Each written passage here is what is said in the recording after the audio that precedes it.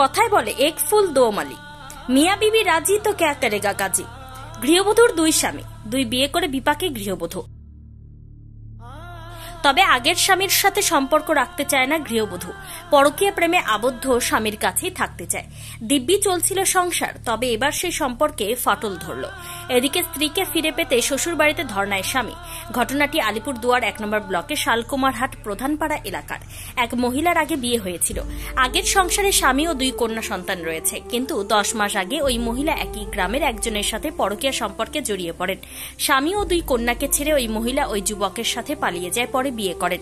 শালকুমারহাট ১ নম্বর অঞ্চলে সালিশি সভায় ওই মহিলা দ্বিতীয় স্বামীর সাথে সংসার করবেন বলে জানিয়েছিলেন, কিন্তু এখন তার দ্বিতীয় স্বামীর সাথেও সম্পর্কে ফাটল ধরে। ওই বধূ 6 দিন আগে বাপের বাড়ির কথা বলে চলে আসেন। বৃহস্পতিবার দ্বিতীয় স্বামী সেই বধূকে ফিরে পেতে ওই বধূর বাড়ির সামনে ধর্নায় বসেন।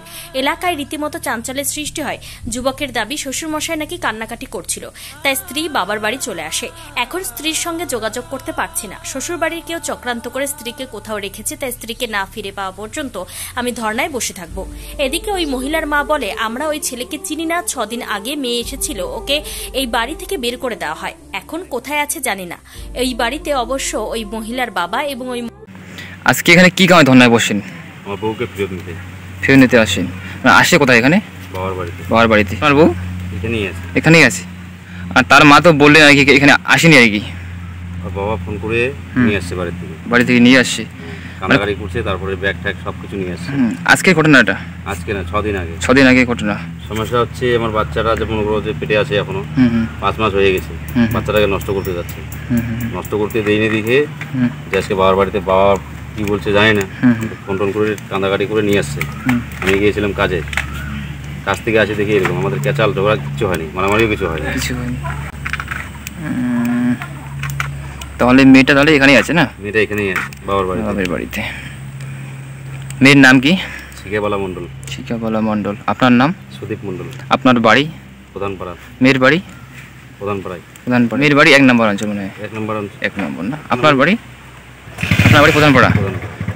আমি এখানে যতক্ষণ না পাচ্ছি ততক্ষণ আমি খেতে নেবো না। আর যখন আসবে না, লাস্ট পর্যন্ত যে পেট্রোলটা তো দেখছি, লাস্ট পর্যন্ত এটাই ঢেলে দেবো। কি করবো? কেন ওর জন্য তো আমার সবই শেষ। আগে মুরগির দোকান করতাম, পোল্ট্রি কাটতাম, ওইটা ওর জন্যই ছাড়লাম। আজ পর্যন্ত এখন দোকান খুলতে পারছি। ওর জন্য মানুষের বলতে কিছুই তো নাই, আমার সবই শেষ করে দিয়েছে।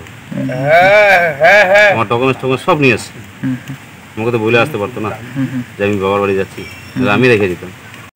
আজকে তো এখানে একটা ছেলে আর কি ধর্নায় বসে আর কি, আপনার বাড়ির সামনে আর কি। আর ছেলেটা কি হয় আপনার? আমার কিছুই হয় না। মানে আজকে যে ছেলেটা ধর্নায় বসে আর কি, তার একটাই দাবি যে মেয়েটা আর কি এখানে আসছে আর কি। মেয়েটা কি আছে এখানে? আসছিল, বাড়ি থেকে বার করে দিয়েছে। বাড়ি থেকে বার করে দেওয়া হয়েছে। আগে থেকে হয়েছে 6 দিন আগে।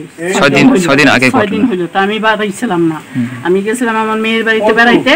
আমি ওইখান থেকে শুনলাম, শোনার পরে তারপরের দিনকে আসছি, আসে শুনলাম ওই দিনকেই তারাই দিয়েছে।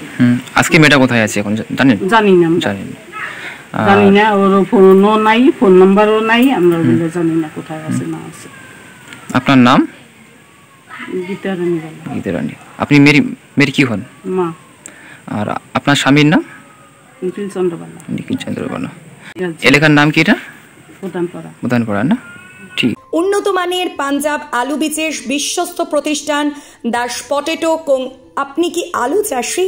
আপনি কি আলুর ভালো ফলন চান? তাহলে উন্নত মানের পাঞ্জাব আলুর বীজ কিনতে হলে আসতে হবে দাস পটেটো কোন। সেই বিশ্বস্ত আলুর দোকানটি রয়েছে ধূপগুড়ির সুপার মার্কেটে।